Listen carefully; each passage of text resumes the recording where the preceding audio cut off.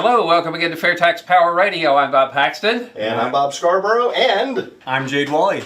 And we're live in Winston Salem, North Carolina on WTOB. Yes, if you are watching the video or listening to one of the regular podcasts, what you are hearing and seeing actually was recorded a couple of days ago. But if you're listening live to either the air signal here in Winston-Salem or if the video stream or the audio stream anywhere on the internet of WTOB, you can call in and ask a CPA a really hard question if you'd like to do that. And Mr. Scarborough, if you would be so kind as to give everyone the phone number, that would be most appreciated. Absolutely. It's 336-761-1380. One more time. 336-761-1380. Call now. All right. And Jade, our CPA buddy, flew all the way in from California. I said that yesterday. California, hey, Colorado. It's close. It's in line a little farther. Colorado. West of the Mississippi, it's all one big territory anyway. Indeed. Well, how you been, bud? Yeah, very good. Very good. Thanks for having me here. Oh, well, this was actually your idea. Oh, that's right. That's right. I didn't think you'd take me up on it, though. You said, well, we just need to get together at the radio station and have some fun one time and go to Mr. Barbecue. Yes. And get some cheer wine. And we'll all the North Carolina Winston-Salem traditions here. We got to introduce this Colorado kid to. Well, I know your priorities, Bob Paxton. Yes. You got out of the airplane and got your rental car, and then went to Mr. Barbecue. Straight to Mr. Barbecue, absolutely. And so, have you been yet, Jade? I have not. I'm looking forward to it. That'll be tomorrow at lunchtime. Actually, yes. Well, for you it might be. For me, it's tomorrow. Yes. Well, it's closed today. They're closed on Sundays. Correct. We will have lunch. Jade has to fly back tomorrow afternoon, so we've got time to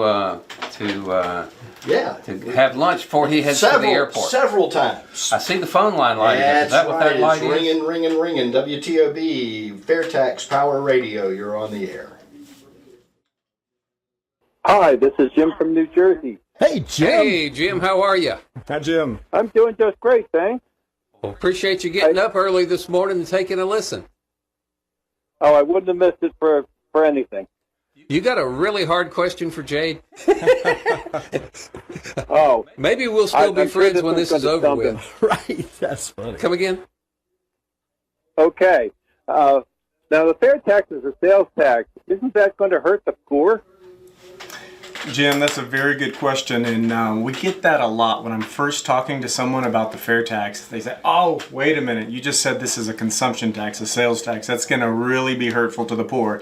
And all else being equal, this objection would be correct. But you know what's great about the fair tax? There's two or three things that make it actually not regressive, but progressive, and I'll tell you what those are. First of all, we tend to forget about this, but a lot of the expenditures we make every day and virtually everything we buy in the U.S. already has embedded federal and payroll taxes in the cost, up in the tune of 15 to 25%. So everything we buy is super expensive. With the fair tax and no more income and payroll tax, that drops out of the cost of everything you buy. Second, we get what's called a prebate with the fair tax. A prebate, if you have your mind in the realm of an income tax, think of standard deduction. So a prebate gets you back the taxes you're going to pay on the basic necessities of life to live. Now, the cool thing about the prebate is it's not the government saying that this is food and that's a basic necessity and medicine is a necessity, but fancy Dijon mustard is not a necessity. It gives you the choice, and it just says up to the basic poverty level, you get your fair tax back, direct deposit into your account every month. So what does that mean? You keep your entire paycheck with the fair tax, and oh, by the way, everything is costing anywhere from 10, 15, 20, 25% less, and you keep your whole paycheck. So when you do the math, and this isn't one of those things, there's many things in life that are not objective. There's mysteries of the heart and love and all these different aspects of humanity that are not very concrete. This is not one of those. This is concrete, objectively verifiable that the fair tax is more progressive than our current income and payroll tax. And you might say, Jim, you might say, Jade, how is that possible? The income tax is a graduated rate up over time, and the sales tax is going to be one flat rate. Well, the payroll tax is a flat rate collects 40% of our nation's treasury receipts with the payroll tax. It's horrible and hurtful on our working poor and the low-income households, and it's the most regressive tax at all. With the fair tax, that goes away. So those are 3 reasons, Jim, why a sales tax isn't going to really hurt the poor in the case of the fair tax the way it's configured. Got that? Sure did.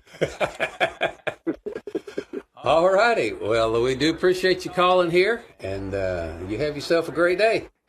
Thank you, Jim. Okay, thank you, guys. All righty. Thanks, Jim. Thank you, Jim. Oh, mercy. I think that question leads into something that we were talking about a bit earlier. And this was the progressivity of the fair tax versus the income tax. You would think that the Democrats would like the fair tax. Traditionally, just, historically here, the fair tax is nonpartisan. We don't push either party's agenda. We don't push either party's ideology. But, it doesn't matter what your political ideology is. You ought to like more money in your paycheck. If you're saying that you're on the side of the little guy and that you want to help the little guy, well, let the little guy bring home his whole paycheck, and you've helped him quite a good bit. Why is it that all of the support historically for the fair tax to this point has only come from the Republican side of the aisle? Bob, it's a great question. Originally, when the fair tax was introduced to Congress in 1999, so 23 years ago, it had 54 co-sponsors. And in its first decade, it actually had, I can't remember if it's 1, 2, or 3, but a few Democrats. But to your point, we're like talking a ratio of 99 to 1 that Republicans, not Democrats, have supported the fair tax. Now, again, we're nonpartisan. The fair tax should make everyone happy, no matter what side of the political aisle, because it's just simple, it's efficient, it's effective, and it gets the government out of your business. So I think the answer is, when we go to the Speaker of the House, and Nancy Pelosi, absent a few years of Republican control, has been the Speaker since 2006. And she's pretty much put out a moratorium. I don't know if it's written or just inferred that she doesn't want anyone in her caucus supporting the fair tax. Yeah. So that's one side. But before we go and we throw arrows at just one side, let's talk about the Republican side as well, because we've had, I think at one point, up in the 60s or 70s of co-sponsors.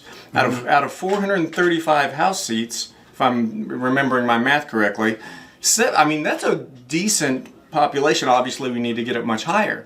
But let me give you a story. So the former chairman of the House Ways and Means Committee, Kevin Brady, out of Texas, he was a co-sponsor of the fair tax. And then President Trump gets elected, and we're into 2017, and you know what he does? He doesn't even get the fair tax out of committee, because House Ways and Means is where the tax law starts.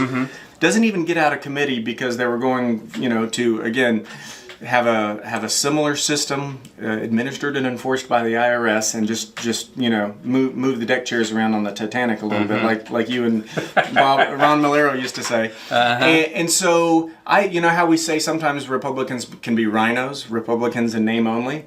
I think there can be finos, fair taxers in name only. Oh, mercy. And a lot of these Republicans, we got to hold. Again, we're happy to have co-sponsors, but at some point we'll need enough political heat and pressure from the people on their representatives to actually make it mean something. I remember both Marco Rubio here in Florida and Ted Cruz in Texas were publicly fair tax supporters at one time, but then when you get the political horsepower to actually push it through, they don't do it. So I'm thinking the fair tax is something that the swamp rats on both sides don't like. During the 20 years the fair tax has been up there has been periods of Republican control, periods of Democrat control, and it doesn't matter who's in control, the thing dies in committee every year, so nobody on either side is really I just think that the fair tax would drain the swamp, if you will, to the degree that the swamp creatures up there don't want it drained. And there are people that are unelected, and I think that's where the bigger problem is in Washington. Is not so much the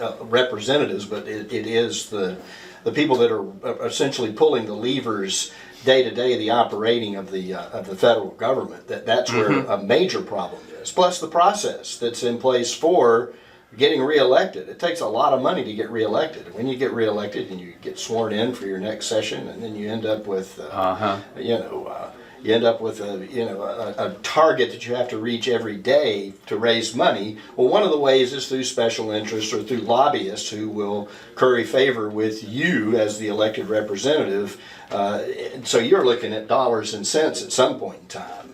And so that's why it's up to us here in the districts in our own cities and communities and states to really ring that fair tax bell and elect people who will go up there armed with the will and the necessity and the urgency to pass the fair tax. I think what we're seeing is a much more groundswell of support for the fair tax at the state level than we're seeing at the national level. You know, Alabama, Nebraska, Georgia, all are trying to replace their state level income taxes. So the question, what can I do? Who can I talk to? Talk to your state level folks as well. We need to get Colorado to get rid of their state income tax.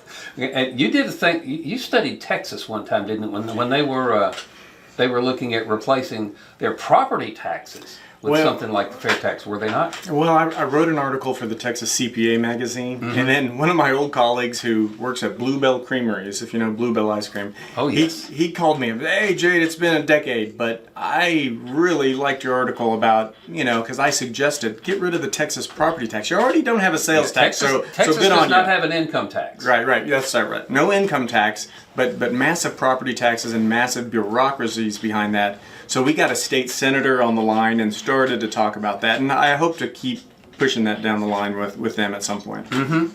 All right. Well, you're listening to WTOB. We're live in the studio with Bob Paxton, Jade Walle, and I'm Bob Scarborough for FAIRtax Power Radio. 761-1380 is the telephone number, 336-761-1380. Jade is our guy on the corner of the director's office with the CPA after his name. And so he has a unique insight into the benefits of a tax on consumption, and that's what we're here excited to be here in Winston-Salem, North Carolina today to talk about this. Yeah, let me ask you one more question. This is totally off the wall here. In your work as a CPA, what has been the response of your clients to this massive increase in the IRS that just came out not long ago? I know you can't be specific. But. No, for sure. And again, I'm not a tax practitioner. Yeah, you're not in the tax side. I know enough to be dangerous because I had to pass the CPA, but I signed financial statement audit opinions. However, in passing, in lunches with clients, the eyes roll to the back of their head. And there's not one person I can tell you, and I talk to a lot of clients, a lot of chief financial officers and controller types. And when I talk about the fair tax, no matter what side of the aisle they're on, they're like, yeah, that makes sense. Why aren't we doing that? Well, there's a lot to it, but it goes to show you, back to your question on Democrats and Republicans, everybody likes this. This is not that it's outside the band of reasonableness for a Democrat or a Republican. Everybody likes it. But the eyes definitely roll in the back of the head. Well, I'm saying by definition, people who are engaging your CPA firm are in effect hiring the best tax help that's available to them. What about the smaller folks who can't afford the best tax help available out there to them? What happens to them under this thing? Under the income tax or the fair tax? Under the new expanded meager IRS. Yeah, they should be really afraid. I agree. And when we had Bob had Steve Hayes, Americans for Fair Taxation president, on a few episodes ago. Thought he did a great job of really digging down to the reality. The reality is the top 1 or 2%, to your point, Bob Paxton, they are going to hire the best of the best, and they're going to do it right. They're not going to go afoul. Now maybe if they have some interests that are in some dummy names off some corporations, because there's some high-powered stuff like that, but there's no low-level non-CPA IRS agent going to figure that out on a top 1%er. I'm just, no offense. Oh yeah. But they're going to come after small business owners, the guy and gal who have a reasonable house and a small business that has done okay, and they're going to challenge their deductions.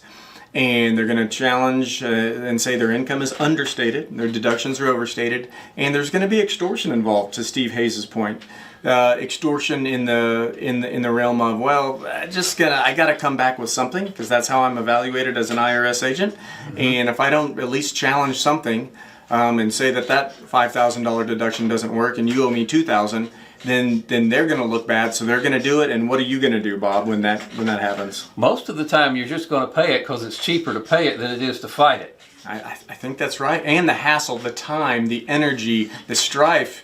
You know, when someone comes against you like that, that's mentally draining as a human being. And I think some people just want to get rid of it, and they'll cut a $1,500 check. They'll probably go in debt to do it. You know, unless they're just really well off, and that's a sad state of affairs in the country. Especially with inflation, cost of food and services, everything, rates rising higher on interest on a regular basis now. So we end up with a challenge on both sides. Of course, folks are also saying that the extra Internal Revenue Service agents are filling in gaps where retired agents have not been replaced. So there's that argument out there as well. And so we're looking at an opportunity in all of this. And I think the fact that the Internal Revenue Service got a jolt of coffee, so to speak, we're now in a position where we as individuals can begin the conversation with our friends and neighbors, with the businesses that we own and operate, as we are now closing in on the midterm elections, to have substantive conversations with the candidates that are getting ready to have you pull the lever for them. So they're very, very attentive. The candidates that are running, incumbents too, are very, very attentive to what you have to say as a voter. I think it's interesting, although we didn't do a Congress.gov segment on this particular show, that we have uncovered a couple weeks ago the IRS Reduction Act. There's a bill out there to rescind all of the extra funding. There's another bill that I understand is there to redirect that funding to the Border Patrol. So there are just a lot of political games being played with this thing. But back to your original point, what are some more of the things that where the fair tax lines up perfectly with what the Democrat agenda say they stand for? Well, let's take education. Go for it. Education is what a lot of people will say on either side of the aisle. The key to getting out of poverty, the key to pulling yourself up by your bootstraps and making a better life for yourself, and realizing the American dream, air quote. So let's think about education. Right now, under the income tax, I've got to make about $130 before tax, and then after taxes I'm left with about $100, and to make that $100 tuition payment. Okay, with the fair tax, I make $100, I keep $100, and the tuition I pay is $100. But guess what? The fair tax exempts education. It's the only category out of all the expenditures in the U.S., really besides charitable contributions, that the fair tax says, no, that's an investment in yourself and we're not going to tax that. That's not considered a retail purchase. That's exactly right. When you write that tuition check, no fair tax on it. So when you crunch all those numbers, education will be about 40%, nearly 40% cheaper with the fair tax. Now, we think about news of the day and problems in this very popular student loan forgiveness fiasco going on, right? With a 40% cheaper construct for education and post-secondary education, I'm not saying the need for loan forgiveness goes away, but it's drastically diminished. Excellent. Yep. Another reason, let's think about exporting jobs. Yep. Okay, you read my mind. That was my next question. Talk about international trade. Well, Democrats have always said that, hey, we're for the blue collar guy in Midwestern USA, factory jobs, we unions, we support you. So let's think about what the fair tax does. Right now, our current tax system discourages factories in manufacturing in the U.S. You know why? Because we export the jobs, and the reason we export the jobs is because our embedded payroll and income tax we talked about earlier inflates the cost of everything that we produce here. And so when it goes abroad, those taxes don't come out. So everything's 15, 20, 25% more expensive abroad.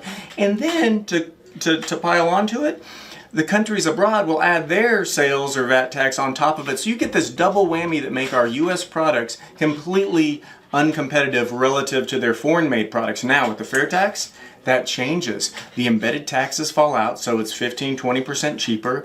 The fair tax is not charged on exports when our U.S. companies sell abroad. Yeah. And so now it's finally on a level playing field and jobs come back to the U.S. It's the tax haven of the world. Yes, because that's a retail level consumption tax. Wholesale level is not touched.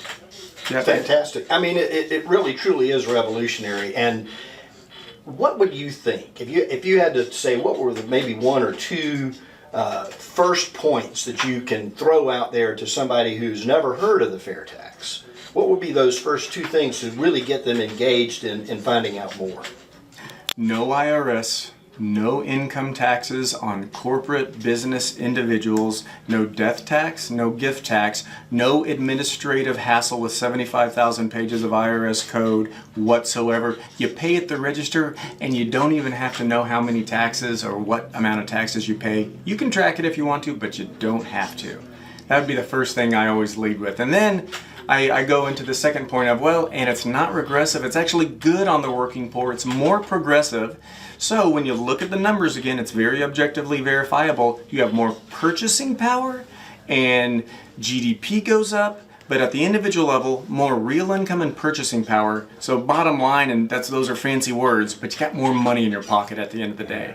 And that's better for everyone. Absolutely. Indeed. Why do you think Congress is so stick in the mud? Why are they digging their heels in and not doing anything about this? Is it because of the way the system is working right now, and they really don't know how they're going to fit into this new paradigm? I think they're addicted to the lobbyist cash. Mm-hmm. You hit it. I think so. If you think about it, self-interest, like in Bob Scarborough mentioned this. Like there's a system. You a 2-year congressional cycle for the House.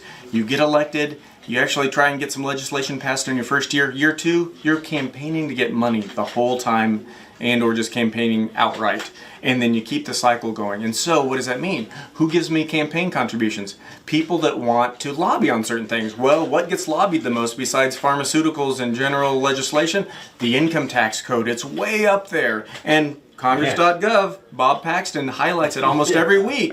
We see the results of that. We're not just making this up. We see the results of that lobbying, and what does that do? That provides campaign contributions, and so it's a cycle. So you're going to need some real Americans that say, you know what? I'm going to forego this insipid cycle of campaign contributions and cash to do what's right for the country, because they know what's right in their heart of hearts. So they'll introduce bills that they know will never get passed just to satisfy lobbyists. Another quick question here for you. I'm not sure I like the fair tax. It's going to put Jade Walle out of business. You've heard that before.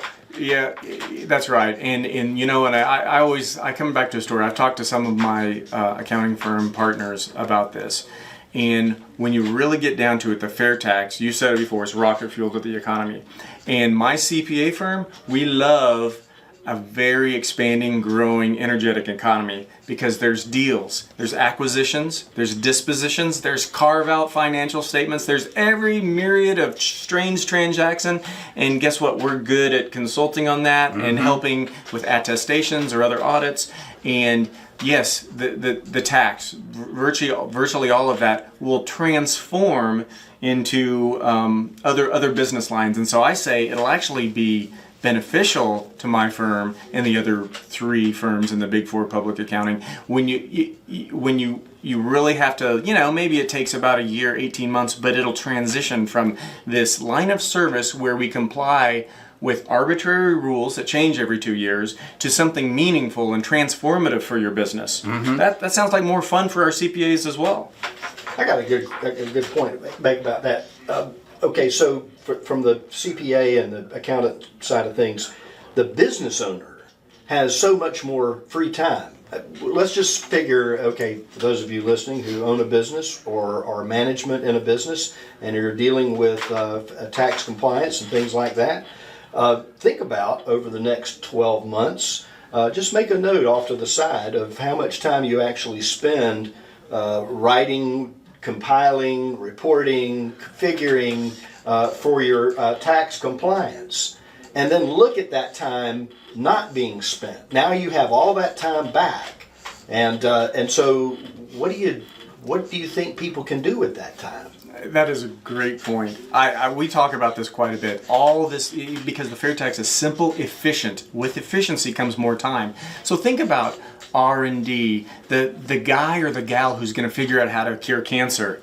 All this time is back. My wife, an interior decorator, I would stay up till 3 in the morning figuring out her taxes. And it's just a simple, small sole proprietorship, but it's Schedule C and it's all these complexities. And if I'm a CPA staying up till 2 to 3 to try to get it right, Lord help the rest of the country who are not trained as a CPA. So I think a lot of that time would be wasted because humans are humans, but some of that time will be thrust back into productive activities. And when productivity increases, our whole country is just like rocket fuel.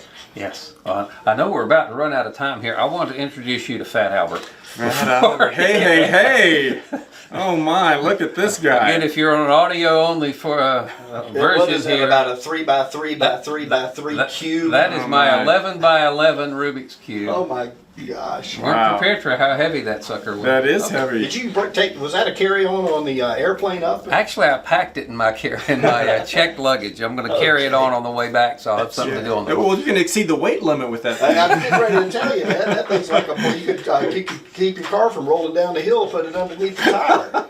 Just about. Well, yeah. Well, I just had to throw that in before we run out of time here. Well, we got about a minute left, and so we want to thank Jade Walle for coming all the way from California, Texas, Colorado, west somewhere of out there, Mississippi, and into Winston Salem, North Carolina. And of course, Bob Paxton has to come back every so often for Mr. Barbecue. Absolutely. Because Florida's not as far away as Colorado, but it's a ways. We're good. And I'd close with everything we know that everyone likes the FAIRtax when we talk about it. Absolutely. But politicians, there seems to be, like you all have touched on, this trepidation. You know what it is? This seems to be a contradiction. There are no contradictions. So examine your premise. I'll close with that. That's a great way to end the show. And for those of you who watch online, this show will be available many times over. All the others too, and look for the Jade Walle episodes because there's really great factual information in there